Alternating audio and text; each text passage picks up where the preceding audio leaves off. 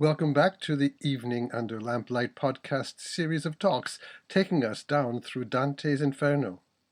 I'm Robert Louis Abrahamson, and we're now at Canto 3. Canto 2 ended, you'll recall, with Dante, after doubting his qualifications for descending into hell, being reassured that there is a heavenly blessing on this venture, and then once more consenting to follow Virgil, his leader, lord, and master, downward into the depths of hell, the Infernal Regions. We might expect Canto 3 to begin with a description of their walking along, but no, it's one of the abrupt openings in the Inferno, with 9 lines coming out of nowhere. Per me, it begins, through me, one moves into the città dolente, the doleful city. Through me one moves into eternal pain. Through me one moves among the lost people. Who is this me? Well, we're told a few lines later that these words are inscribed on an archway over a doorway, presumably the gateway into hell. Me, then, is the gateway, speaking its description of what will follow. And then it offers a little explanation. Divine justice, power, and wisdom made this gateway, and by extension all of hell, as the first created thing in the universe. Didn't Mark Twain once say that when a new town was established in the American West, the first thing they built was the jailhouse? Or the second was the brothel, but that's another story. Well, then, the final line in the archway, perhaps the most famous line in the Inferno, Lasciate ogni speranza voi qu'entrate. Abandon all hope, you who enter. Hard words, Dante remarks to Virgil, but instead of consoling him, Virgil warns him. From this point on, he says, you must get rid of all trace of distrust and cowardice. Dante must move on in faith, not shrinking from the sights he's about to witness. The advice, of course, is addressed also to us, the readers. We too must take what comes in good faith, not quickly dismissing what we read as wrong or irrelevant, nor turning our head away even at the most painful parts of the poem. We're now going to enter the place I told you about, Virgil continues, where we shall see all those people c'hanno perduto il ben dell'intelletto, who have lost the good of the intellect, who have lost the good of the intellect. And only now does Virgil relent and soften up a little, and taking hold of Dante's hand and comforting him, he leads him on. On to what? Well, it's too dark to see in this place with no stars, no light, but there are plenty of sounds. Sighs, wailing, snatches of different languages and different accents. Cries of pain, anger, some loud, some soft. Hands slapping against flesh. All this noise whirling around, making Dante dizzy. Master, what is all this about? Well, here they are in the region known as the vestibule, where, Virgil explains, are found all those souls who never really lived. They never really made any choices, and thus, neither choosing good things and going to heaven, nor choosing to do evil and going to hell proper, they're just dumped here. Dante's eyes seem to be getting more used to the murky air here, and he can make out a long line of people running at top speed behind a banner. A line so long, and it wasn't the only line of runners in this place, so long that Dante marvels at how many people there are here. I had not thought death could have undone so many, he wonders. In other words, he sees more people here than he thought ever have existed in the history of the world. As he looks more closely, he sees that these figures are naked and tormented by flies and wasps who keep stinging them as they run, weeping all the time, and the mixture of their tears and the blood from these stings keeps dripping down onto the ground into gory puddles where worms and maggots are feeding. And that's all we get. They're not worth more words. Let's move on, Virgil says. Now Dante looks ahead and sees a wide river. This is the River Acheron, one of the chief rivers in the Greek mythological underworld. There's a crowd of people waiting on the shore. Waiting, it becomes clear, for a boat to come and take them across. And here comes the boatman, Charon, the famous ferryman of Greek myth, an old man with long white hair and flaming eyes. He propels the boat to the shore and immediately starts raging at those waiting souls, taunting them, reminding them that he's taking them across the river to their never-ending pain. But wait, he suddenly spots Dante, a living person.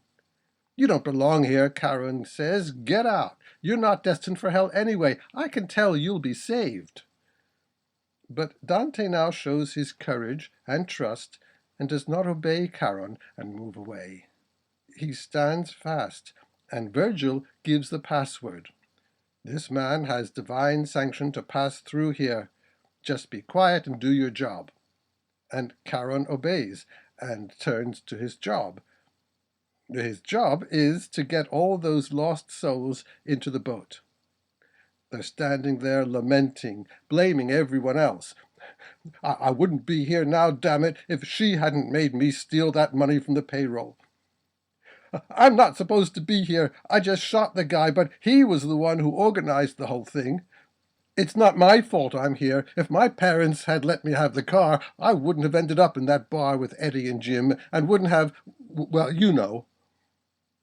and yet, there's also something in them that impels them onwards, deeper into the place where they must end up.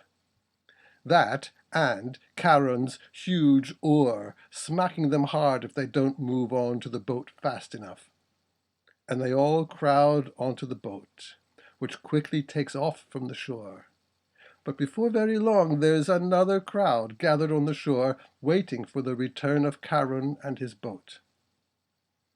It's not clear whether Dante and Virgil have actually stepped into the boat and crossed the river, or whether they're still standing on the shore, but suddenly a tremendous wind rises up, and with it a lurid red flaming light, so intense and sudden that Dante is completely overwhelmed, and he falls down in a faint, like someone dropping off into a deep sleep.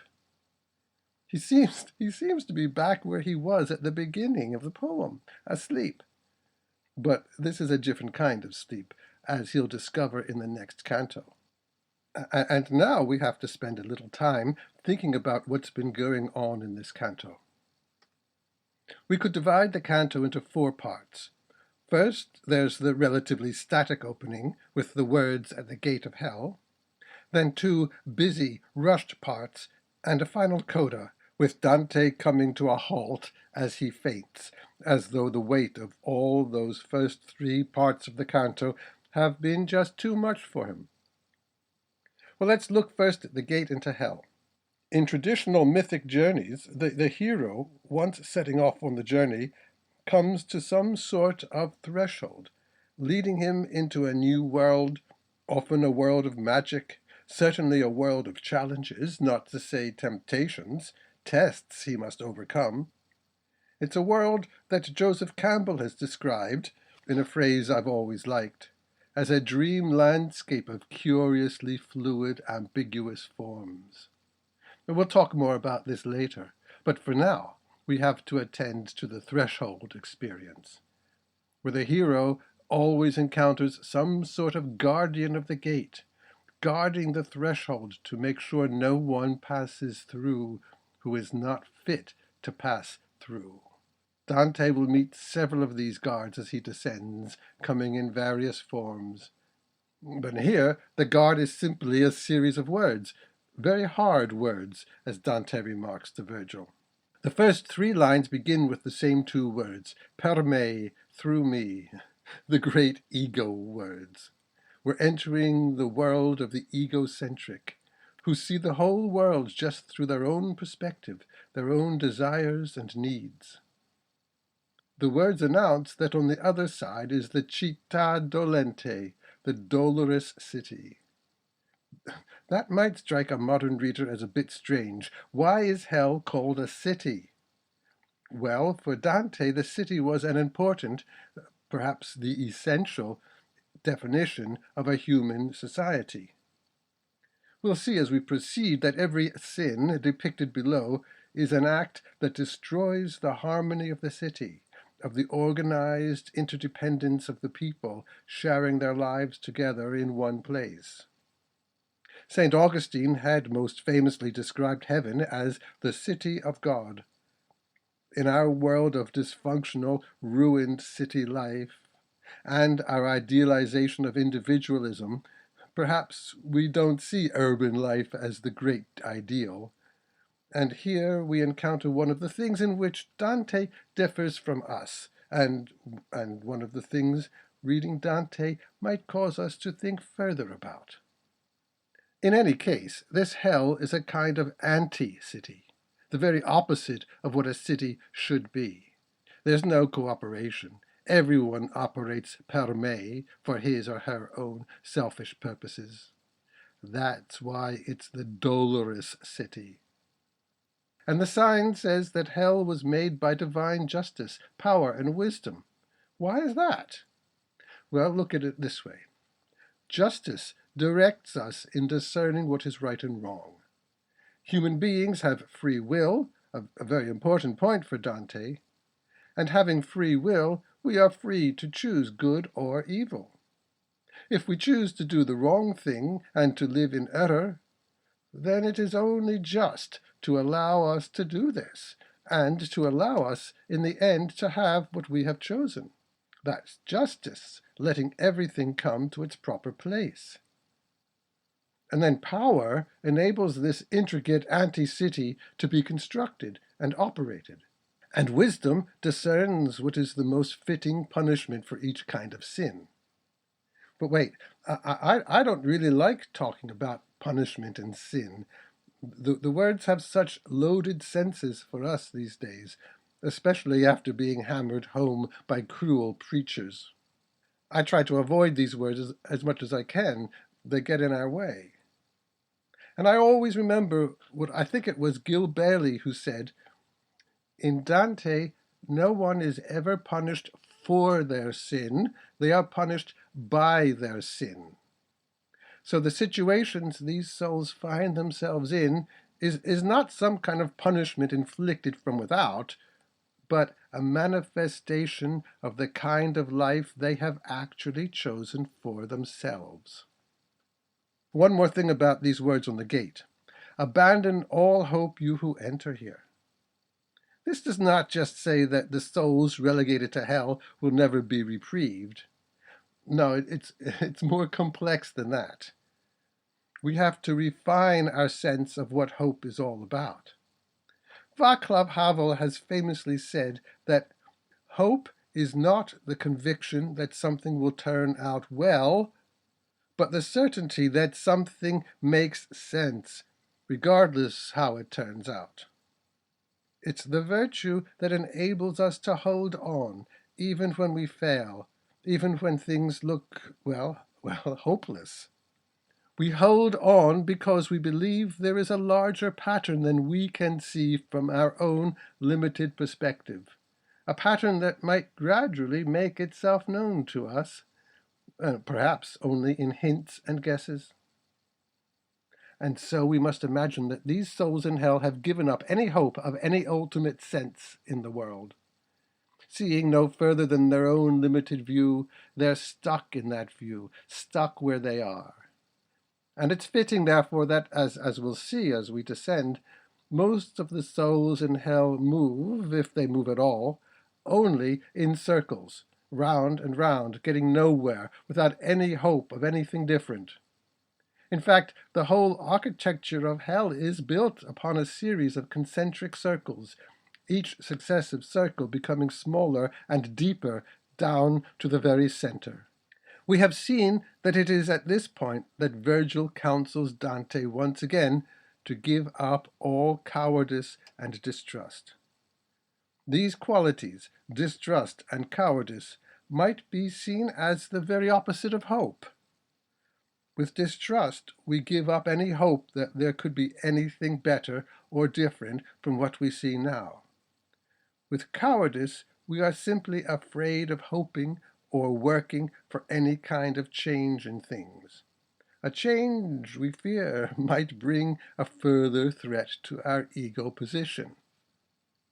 So although the damned souls must abandon this hope and remain in senseless circles, Dante, and us too, must abandon the opposite of hope, distrust, and cowardice if we are to progress further here.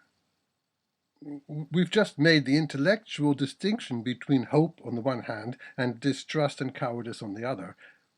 That's a rational act. But Virgil now tells Dante that the inhabitants of hell have lost this power of reasoning. In a line that could stand as the motto for the whole of the Inferno, he says that these people below have lost the good of the intellect. Well, we need our intellect to be sharp, to be able to see what we are doing so that we can choose the right path to follow, the right actions to take, or simply so we can be clear about what constitutes, say, hope and what works against it. These people, though, have lost the good of their intellect. And how might that come about? We could lose the good of our intellect through bad teaching, through laziness, or through willful turning away because we don't like to think about the hard or unpleasant choices in front of us. Everyone in the Inferno has lost the good of the intellect. In fact, as will become clear, they can only very dimly discern what's going on right in front of them. And so we should be prepared to see a succession of mindless, insane creatures here below, not very articulate, not able to focus very well, seeing only themselves, operated only by their own desires, which is a very narrow vision indeed. Hearing all the cries and wailings assailing his ears, Dante too starts weeping. In sympathy? Well, yes, perhaps. And Dante will have to learn how best to respond to the heart-rending pain he witnesses down here. Poetically, though, Dante's copying the actions of the others here identifies him with these others. He merges himself into their actions. And on this level, we can see that perhaps Dante is now seeing himself in all of these damned souls. And if so, then he is doing just what the journey is meant to do for him. He is seeing in these visions a more vivid picture of the things that have gone wrong inside himself, so that seeing them, he can repulse them and turn away in repentance. It's a wasted journey if he doesn't see this connection. Well, we've gone only part way into Canto 3, but I don't want to make these podcasts too long, and I think I'll break this off here and continue with the rest of the canto in our next episode. So come back for Canto 3, Part 2, and our discussion of the pusillanimi, the people who never made a choice in life, who never had a life to speak of, and the encounter with Charon and the other newly dead souls by the waters of Acheron. See you then.